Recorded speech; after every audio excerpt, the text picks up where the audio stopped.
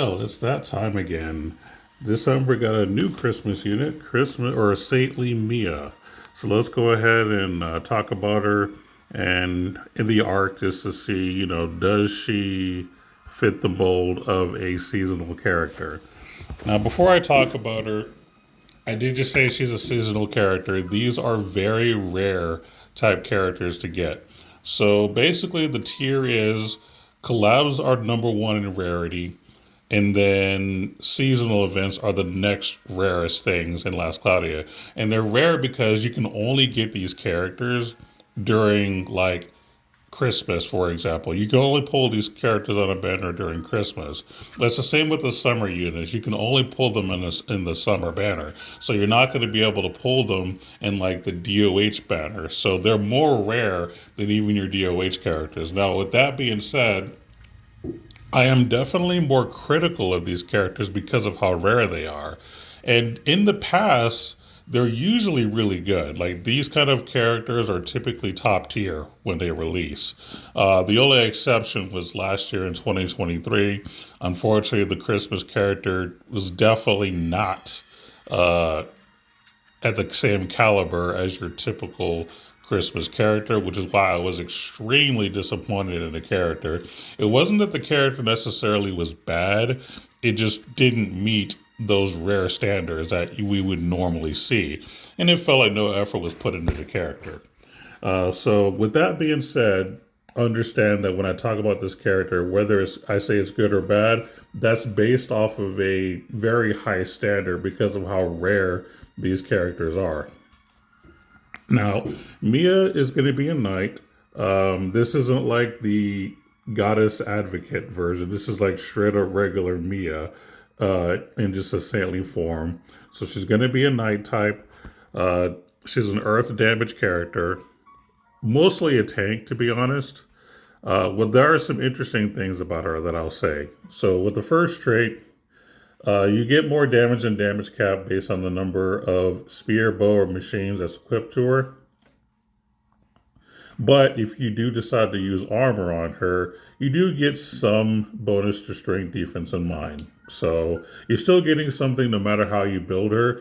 This is just the kind of character that you can kind of be creative with. She's not locked to being single wield or dual wield. So I like that. I think that's kind of cool that you can kind of basically build her the way you want, regardless of what your style is. And you won't be penalized either way. As far as the second trait, more interesting stuff. So she doesn't flinch to magic attacks, so that's really good. She takes less damage from magic, specials, and counter. And with you, if you have armor equipped, armor equipped, you boost that effect even further. So really strong. Now, keep in mind that there's one glaring thing missing here. She is still susceptible to physical damage. Like, she will basically take a lot of physical damage. She just won't take much magic. That's really what it boils down to. And that's how she normally is in general. She's usually strong against magic, like her other forms, and she's usually weak to physical. So that's kind of the trade off here. Another thing that's very important about her is that if your opponent is casting a magic spell that hits the entire field, everybody in your party will basically shrug half the damage. So that's pretty strong. That's really, really strong. Now, this is a buff that lasts for 20 seconds. I really like this ability for arena type stuff because, there's a lot of blizzards going on, which has been a thing since day one. Um, and other abilities that basically hit the entire field as far as magic. Basically, the entire team takes less damage. Really, really strong in arena. So I think that's cool. So basically, as you can tell, this feels like an arena type unit, which is kind of rare for a seasonal character because they're usually more focused on PvE stuff. So this is definitely something different that they're trying for a seasonal character. Now, let's take a look at some of the skills that are important here. So, she has a spell, Mia's Christmas Cooking. Basically, you restore some SET, but whoever you give it to, you lower their poison resistance, and there's a chance that you could actually give them poison. So, It's fine. I don't see myself using this personally because I mean I would prefer to just use a different character that can just give SET to the entire party. So I definitely don't see myself using this. But something else that this can do, and I'm not exactly a fan of this other ability either, but let me see if I can find it real quick. Let's see, that's not it. There you go. So when the magic is cast and it gives somebody poison, you then give Mia rage. Now this is a buff that whenever your next skill is used, you get 150% more damage and some damage cap. Um, Again, I'm not a huge fan of that. I mean, I guess it can be okay if you don't plan on like using her to do anything else, but I'm personally not really into it, but I get it. Uh, but now I would probably turn this off, and I would probably turn this off personally. Like those are just two things I will not use for her. I'm not saying you shouldn't. This is just more of a me thing. But anyway, so she does have some guard type abilities. So most knights have these related guards, and you can add a few extras. So that's a good thing. Now she does have some crit abilities like auto crit, and she also has one of those transcend critical ups. I typically like this for a physical DPS character. However, I will say that this is more of a tank, so I don't know if that's going to be super necessary, but I guess it's better than the other things that they could give to her. And of course, she does have like awakening, which is always good. Silver lining. Basically, if you have like Proud Force on her, which she comes with Proud Force, so that's why she has a lot of crit stuff because she has Proud Force, and then abilities that give her more damage when she has max HP. So ideally, she wants to be topped up to deal more damage. She has a lot of Earth abilities that increase damage. She also has Earth Critical Rays, which is basically a very expensive ability that we're getting for free. Comes with Yule Feast as well. That'll save you, I think, 9 SC, so that's good too. Serenity, meaning that she gives more damage based off of her mind, so that's always cool. I think that's what this is. Yeah. And then you can lower their defense potentially when you're attacking. Armor Piercer, basically a way to potentially deal more damage and ignore some resistance. Some spear stuff to give more damage. Um, I've already talked about the cooking thing that gives the rage and all that. The twinkling thing here, basically with her trait, whenever you do like an attack, a Christmas tree can appear, you dealing more damage, and this basically increases some of that damage, and you do more damage to guarding characters. So if you're up against another knight who is guarding, she'll be able to still deal more damage. Like she doesn't care about your guards, which is cool. She also has the ability to auto revive. But the cool thing about this, and this is really another reason she's a good PvP character, is that when she dies, she auto revives not just herself but everybody else that's dead. So let's say your team gets wiped out by a Celestio S3 at the beginning, she'll just revive them all for free, basically. So that's kind of cool, right? And then, we have a Saintly Spear. This is more just damage cap. And then you could potentially lower defense and deal damage. So that's kind of cool. Christmas Embrace, you get basically more HP, high magic barrier effect, and Matisse. So, again, just shrugging magic damage. And you have a chance to absorb half of the damage that you take as hit points. Again, that's a small chance, so don't necessarily rely on it. But basically, what this means is that she's the solid tank. If turtle teams end up being strong in defense, she will definitely be a character you'll want to use, so that characters like Lilaha doesn't completely wipe out your team so easily. So she would be really good, like in a turtle type team.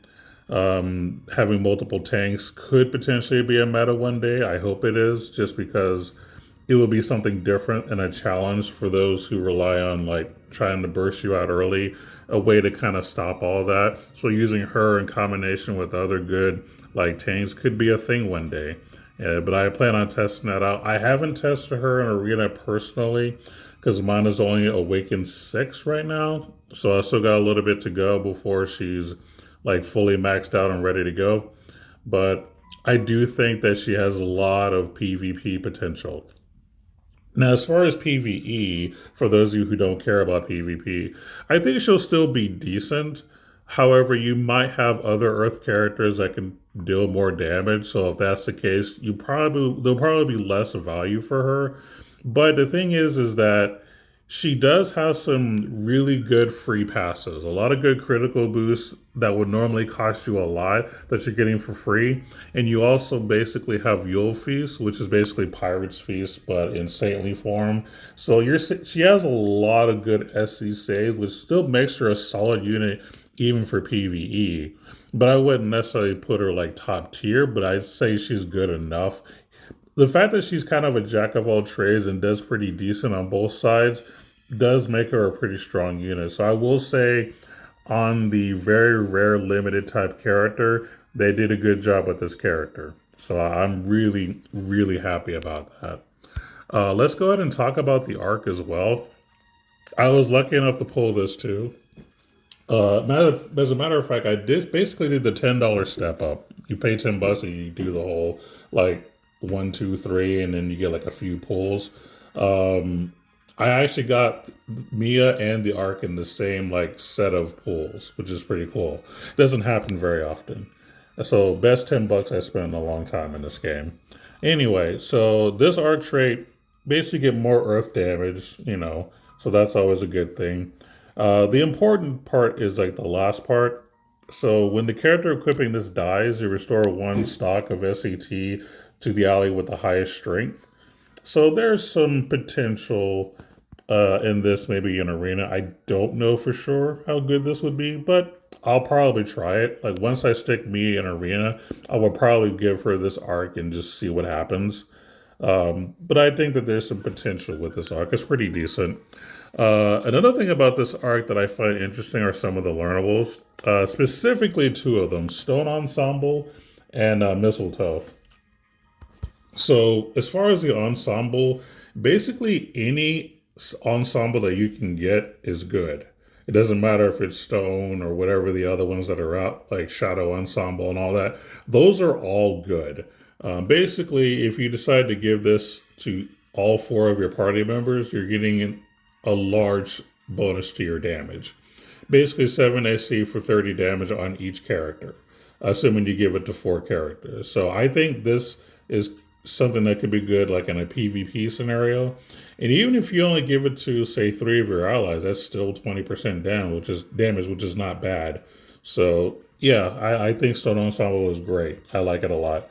Mistletoe, this is an interesting one, but I like it. Basically, you give this to a male a male and a female, 1 and 1, and if you do, they will get a boost to damage, physical and magic, specifically by 20%. So that's very interesting.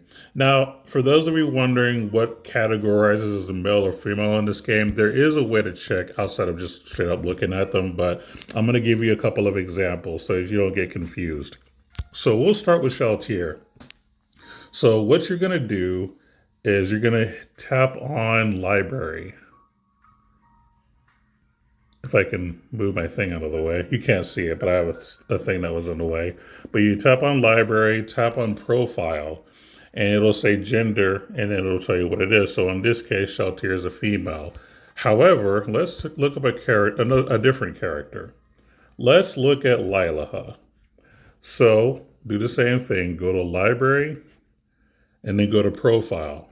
And if you look at gender, it says unknown. So if it says unknown, that means they're not categorized as a male or a female. So she will not be able to take advantage of this buff. So you want to give this to a character that is classified as a male and a character that's classified as a female, 1 and 1, and then you'll get the boost. So very interesting. I like it. It's definitely something different, and it's actually a good boost. Like 20% damage for was it 6 SE? Oh yeah, 6 SE for two characters. That's not bad at all. And you don't necessarily have to give it to two DPS characters. Like you can give it to say like your one healer and then one DPS, and at least your DPS is getting 20% more damage. But there are some creative things you can do with this.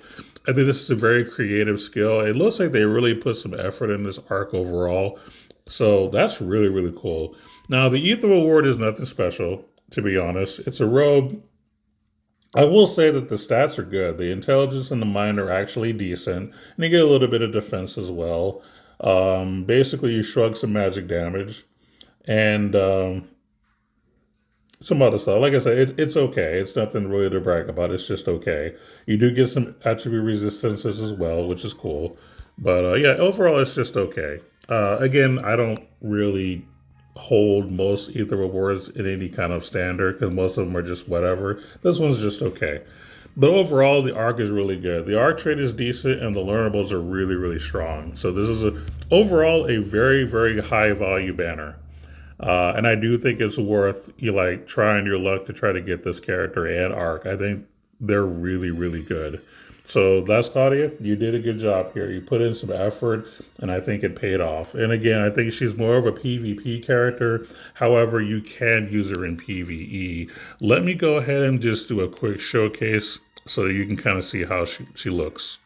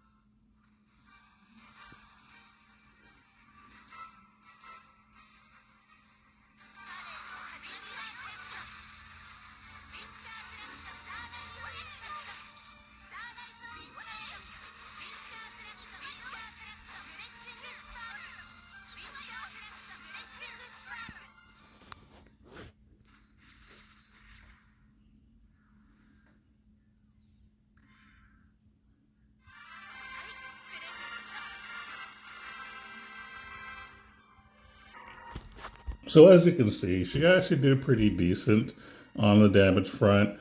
Like I said, I like this character because it's difficult to make a character good in both PvE and PvP. Like that's just something that's a challenge to make. But I think that they did a pretty good job.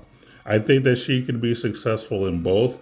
Usually, they're one's extremely better than the other, and I would say that she is better probably in PvP, but she's still overall a really strong pick. I'm actually really impressed with her.